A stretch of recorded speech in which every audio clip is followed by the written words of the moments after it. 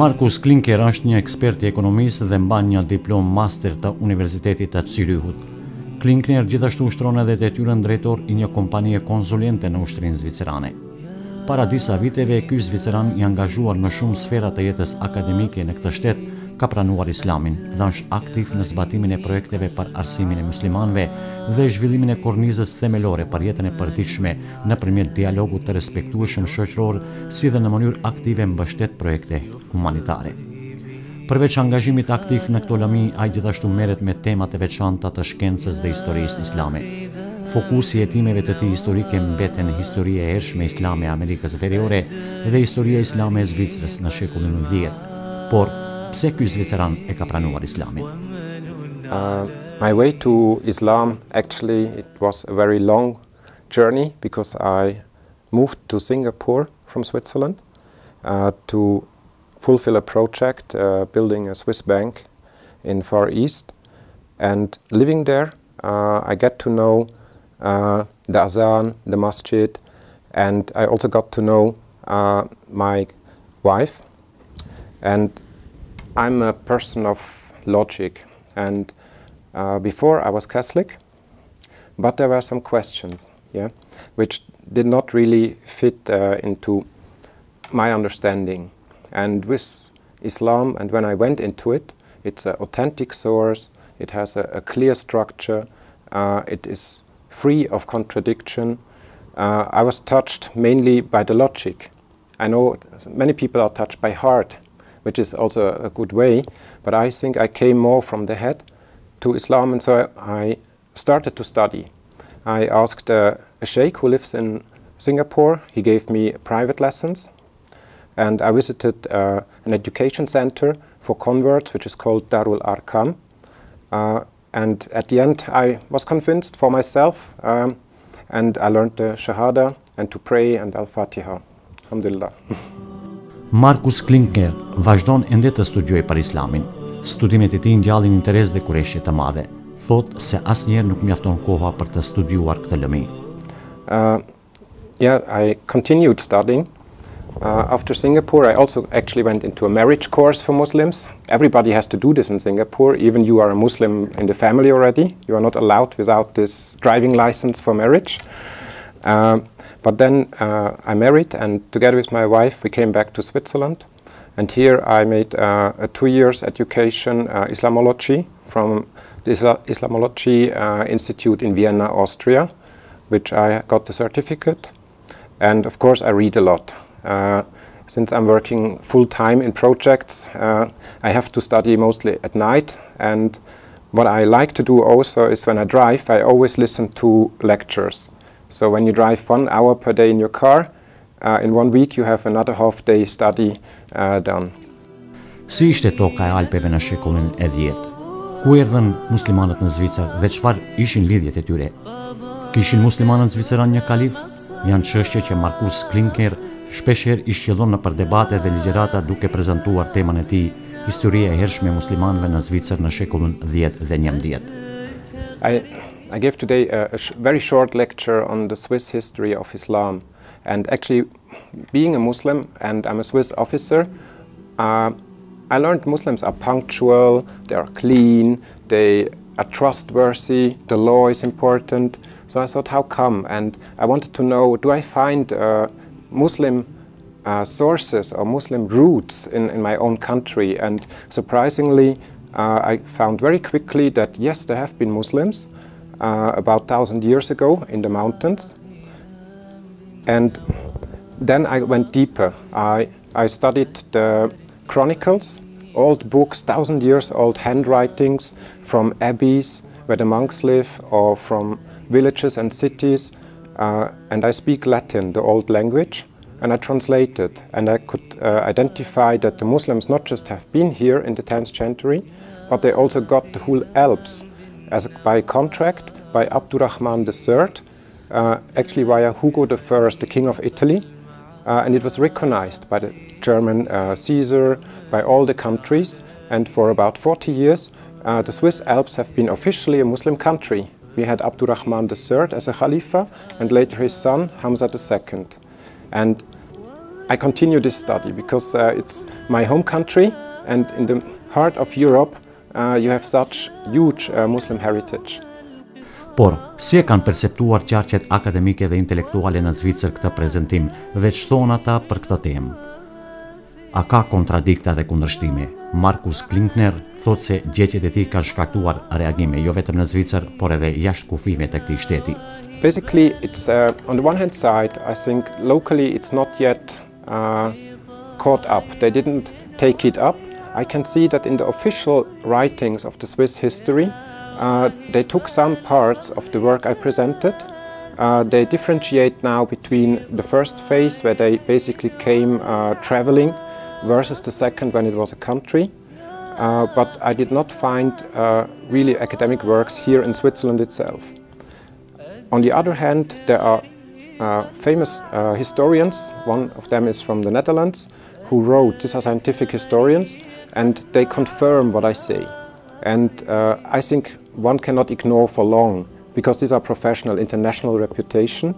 And also in the Muslim community, the Muslim academics, like Sheikh Hakim Quick. Dr. Quick is one of the most famous history scholars in the Muslim world. I met him last year in Andalus. We spent 1 week together, and he took up all the details. Yeah? And he actually wants to support that we keep it, because it's really based on sources. Yeah? And sources for Islam is the dalil. You have to prove it, and then you work on it. And he liked that idea very much. Është vlerësuar se sot 440.000 muslimanë jetojnë në Zvicër. Kjo korespondon me një popullsi prej vetëm në 6%. Në vitet e fundit, shumë debate janë intensifikuar në lidhje me Islamin dhe muslimanët në Zvicër. Mediat flasin për një ankthënëritje të popullsisë në Islam. Por, cilat janë sfidat me të cilat ballafaqohen muslimanët në këtë shtet? Yes, in Switzerland it's very different. 5–6% is the average. Yeah, like in big cities like Zurich, it's 10%, and the close-by big city of Winterthur is 14%. And in some tourist spots, because there are many Muslim working, you have 20+%. On other parts of Switzerland, they are not known at all. Yeah, in the countryside. So I think the development is basically positive, that we can find our halal meat, our halal food more and more. The Muslim community is getting organized. For me as a Swiss, it's difficult. When I die, I don't have a graveyard, yeah, because this is organized locally. And the place where I live, I think there are 3 Muslims in the village, which is or 4 Muslims, my family. So I don't have a solution for this. I have to ask Turkey when I die that I can be flown there, or Germany has a different law. We have structural problems in terms of Islam is new in this size. That means if you want to go to a retirement home, it's not prepared for Muslims. Caretaking for accident, or if you're in a hospital, these organizations are not yet there. But this is not that people don't want it, basically, it's simply it's new. And in Switzerland some structures take some time. Por si e kupton Islamin rrethi dhe fqinjët zviceran, a kanë ata paragjykime për muslimanët? I think the population, yeah, there's not the Swiss, like not the Muslim, right? It's very different. If you are in big cities, you can see that the people are more open, because the more Muslim people know, the more open they are. Yeah? I think there's a Arab proverb saying you are scared of what you don't know. And this is very true in Switzerland. The Swiss mentality is basically a bit hesitating, right? So I don't think that the people rejecting, yeah, many are perhaps not used to the situation, they cannot imagine, and some don't see the reality. They think if they hear 10% in Zurich, they think this is now new since today, but it's a fact in 10–20 years. Yes, that means we are already good neighbors, but they don't know the neighbors yet. Intervista rastisit të zhvillohet më 9 maj në ditën e Evropës. Aktualisht kush ndjehet më shumë i kërcënuar, Evropa nga Islami apo Islami nga Evropa? I think this is 2 different categories you are bringing together. Yeah, Europe is Islamic. Yeah, the Balkan is Europe, right? Our history is Islam. The Renaissance is from Islam. My shirt, the Khamis, is from Islam. Yeah, also my chrono. Yeah, so Europe and Islam has a long history, and I think it's on us again to explain the reality. Yeah, and it's not a competition. Europe is proud, Central Europe, to say that they are open, liberal, but that means that you are open and liberal. You accept the religion of somebody else. And let's not forget that especially minorities survived the last 1,000 years with the Muslims. Yeah? So I think my wife says always bring together the best of both worlds, and we can enrich each other. I think the Muslim societies have been excluded from certain developments, but we can profit and bring back a good value, and it should be our interest as Muslims not to profit but to bring the value back for all mankind. Markus Klinkner ka një histori të çuditshme familjare. Ai ka birsuar një fëmijë nga një jetimore. Thuhet se voglushi është shqiptar dhe Markusi dëshiron që familjes së tij të sigurojë kushte të volitshme jetese, duke qenë gjithmonë bashkë si familje. In my family we are four. My wife and I have one daughter, Aisha Maria, she's 10 years old, and since last summer we have a small boy with us. He grew up in an orphan's home, and yeah, my wife and myself, we thought it would be great to have one child more with us, and also from the Sunnah I think it's really a good deed, and actually it's a win-win. We hope for the boy that he gets a family. We pray to Allah that we do the right things. And also, I think for him it's a win to have a home to stay in. And I would like to ask many to think, if you have a space at home or the time nowadays, the space I think people can organize, yeah? But if you have the time, if your wife or the husband is at home and you can do it, please do it, because in the orphan homes, I think in Zurich, it's more than 100 kids waiting for parents. And please don't forget that many kids come from Syria and from really sad countries, to say, without parents. They sit in camps. Yeah? If you have the means, then yeah, I think it's our duty also to do.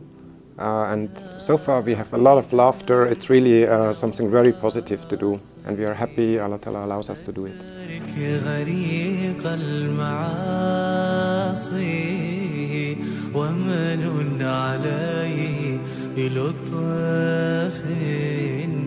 يفضي بي لخلاص